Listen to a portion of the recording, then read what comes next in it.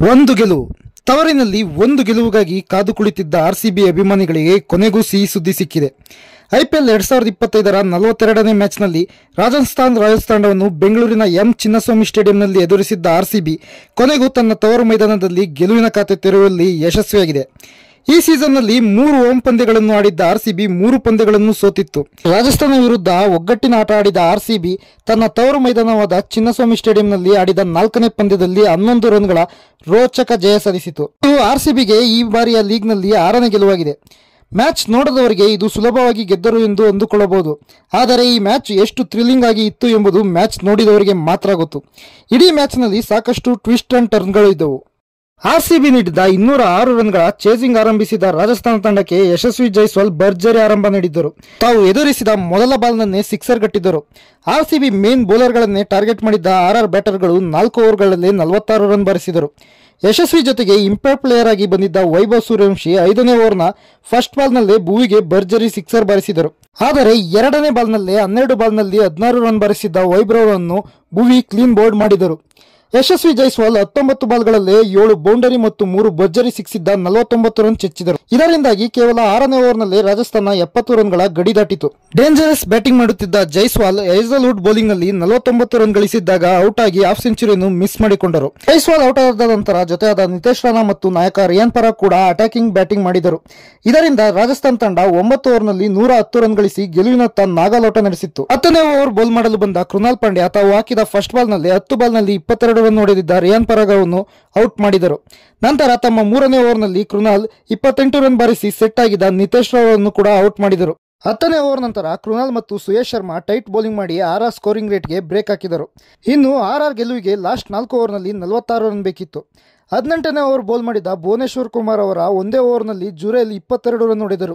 ಇದರಿಂದ ರಾಜಸ್ಥಾನ ತಂಡಕ್ಕೆ ಕೊನೆಯ 12 ಬಾಲ್ಗಳಲ್ಲಿ ಕೇವಲ 18 ರನ್ ಬೇಕಿದ್ದವು. ಇನ್ನೇನು ರಾಜಸ್ಥಾನ್ ರಾಯಲ್ಸ್ ಗೆಲುವು ಪಕ್ಕಾ ಎಂದುಕೊಳ್ಳುವಷ್ಟರಲ್ಲಿ 19ನೇ ಓವರ್ ಬೌಲಿಂಗಿಗೆ ಬಂದ ಜೋಸ್ ಹೇಜಲ್ವುಡ್ ಐಪಿಎಲ್ ಇತಿಹಾಸದಲ್ಲೇ ನೆನಪಿನಲ್ಲಿ ಉಳಿಯುವಂತ ಬೌಲಿಂಗ್ ಮಾಡಿದರು. 34 ಬಾಲ್ನಲ್ಲಿ 47 ರನ್ ಬಾರಿಸಿ ರಾಜಸ್ಥಾನ್ ತಂಡವನ್ನು ಗೆಲ್ಲಿಸುವಂತೆ ಆಡುತ್ತಿದ್ದ ಧ್ರುವ ಜುರೇಲ್ ಹಾಗೂ ಜೋಫ್ರಾ ಆರ್ಚರ್ ಅನ್ನು ಬ್ಯಾಕ್ ಟು ಬ್ಯಾಕ್ ಔಟ್ ಮಾಡಿದ ಹೇಜಲ್ವುಡ್ 19ನೇ ಓವರ್ನಲ್ಲಿ ಕೇವಲ 1 ರನ್ ನೀಡಿ ಆರ್ಸಿಬಿ ಕೈಯಿಂದ ಜಾರಿ ಹೋಗುತ್ತಿದ್ದ ಗೆಲುವು ಮತ್ತೆ ವಾಪಸ್ ಆರ್ಸಿಬಿ ಕಡೆಗೆ ತಿರುಗಿಸಿದರು. ಇನ್ನು ಲಾಸ್ಟ್ ಓವರ್ನಲ್ಲಿ ಆರ್ಆರ್ ಗೆಲುವಿಗೆ 17 ರನ್ ಬೇಕಿತ್ತು. ಆಗ ಬೌಲ್ ಮಾಡಿದ ಯಶ್ದಯಾಳ್ ಈ ಓವರ್ನಲ್ಲಿ ಆರ್ಆರ್ ಕೇವಲ 5 ರನ್ ಮಾತ್ರ ಗಳಿಸಿತ್ತು. ಇದರೊಂದಿಗೆ ಆರ್ಸಿಬಿ ನೀಡಿದ್ದ 206 ರನ್ಗಳ ಟಾರ್ಗೆಟ್ಗೆ ಪ್ರತಿಯಾಗಿ ರಾಜಸ್ಥಾನ 20 ಓವರ್ಗಳಲ್ಲಿ 9 ವಿಕೆಟ್ ಕಳೆದುಕೊಂಡು 194 ರನ್ ಬಾರಿಸಿ ಸೋಲು ಕಂಡಿತು. ಆರ್ಸಿಬಿ ತವರಿನಲ್ಲಿ ಸತತ 3 ಪಂದ್ಯಗಳ ಸೋಲಿನ ಸರಣಿಗೆ ಬ್ರೇಕ್ ಹಾಕಿತು. ಆರ್ಸಿಬಿ ಪರ ಹೇಜಲ್ವುಡ್ 4 ವಿಕೆಟ್ ಪಡೆದರೆ ಕೃನಾಲ್ ಪಾಂಡ್ಯ 2 ವಿಕೆಟ್ ಮತ್ತು ಭುವನೇಶ್ವರ್ ಕುಮಾರ್ ಹಾಗೂ ಯಶ್ದಯಾಳ್ ತಲಾ 1 ವಿಕೆಟ್ ಪಡೆದರು. ಕಳೆದ 3 ಪಂದ್ಯಗಳಂತೆ ರಜತ್ ಪಟೇದಾರ್ ಈ ಪಂದ್ಯದಲ್ಲೂ ಕೂಡ ಟಾಸ್ ಸೋತರು. ಹೀಗಾಗಿ ಆರ್ಸಿಬಿ ಸತತ 4ನೇ ಬಾರಿಗೆ ಮೊದಲು ಬ್ಯಾಟಿಂಗ್ ಮಾಡಬೇಕಾಯಿತು. ಓಪನರ್ಗಳಾದ ವಿರಾಟ್ ಕೊಹ್ಲಿ ಮತ್ತು ಫಿಲ್ ಸಾಟ್ 6.4 ಓವರ್ಗಳಲ್ಲಿ 61 ರನ್ಗಳ ಉತ್ತಮ ಆರಂಭವನ್ನು ಆರ್ಸಿಬಿಗೆ ನೀಡಿದರು. ಸ್ವಿಂಗ್ ಆಗುತ್ತಿದ್ದ ಪಿಚ್ನಲ್ಲಿ ಆರ್ಸಿಬಿಯು ಪವರ್ ಪ್ಲೇನ 6 ಓವರ್ಗಳಲ್ಲಿ ವಿಕೆಟ್ ಕಳೆದುಕೊಳ್ಳದೆ 59 ರನ್ ಬಾರಿಸಿತ್ತು. 7ನೇ ಓವರ್ ಬೌಲಿಂಗ್ ಮಾಡಲು ಬಂದ ವನಿಂದು ಹಸರಂಗ 4ನೇ ಬಾಲ್ನಲ್ಲಿ 26 ರನ್ ಬಾರಿಸಿದ ಫಿಲ್ ಸಾಟ್ ವಿಕೆಟ್ ಉರುಳಿಸಿ ಮಿಂಚಿದರು. ಇದಾದ ನಂತರ ಕೊಹ್ಲಿ ಮತ್ತು ದೇವದತ್ ಪಡಿಕ್ಕಲ್ ಮತ್ತೊಮ್ಮೆ ರಾಜಸ್ಥಾನ ವಿರುದ್ಧ ಅದ್ಭುತ ಜೊತೆಯಾಟ ಆಡಿದರು.